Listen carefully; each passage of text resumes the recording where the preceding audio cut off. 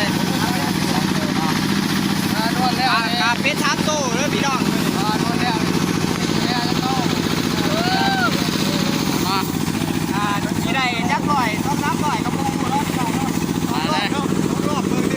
รอบเนาะกระชากเลยเนาะมาลุ้นเลยเนาะมาลุ้นกันมาเรื่องพี่น้องมาลุ้นเนาะว่าจะได้เท่าไรเนาะ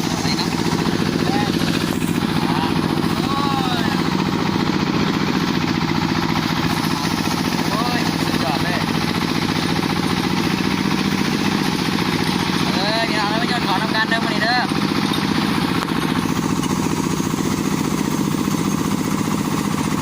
เปิดเนาะ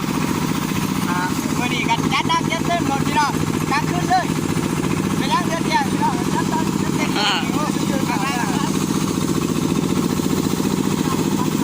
ปัดใหญ่หรอกพี่น้องปากเขาทุกร้ายหรอกพี่น้องเนาะร้ายจนปัดใหญ่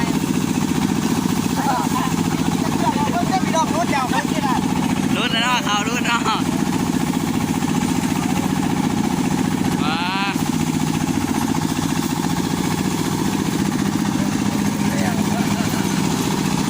เขาเนาะ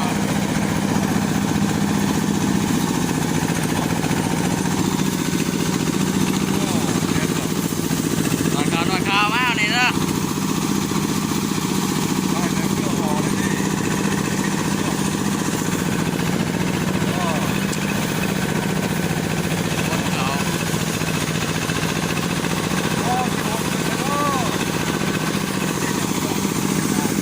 บนเขาเนาะนี่เนาะ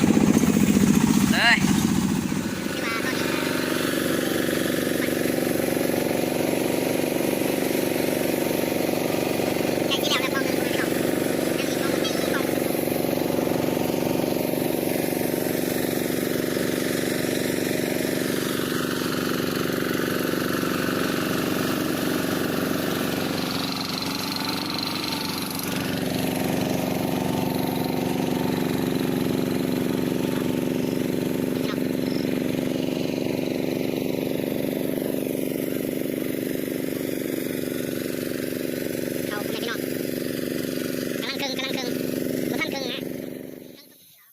ตอนนี้กองที่สอง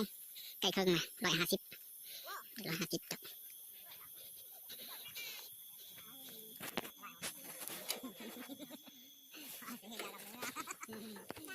เครื่องคัดกล่องเสร็จ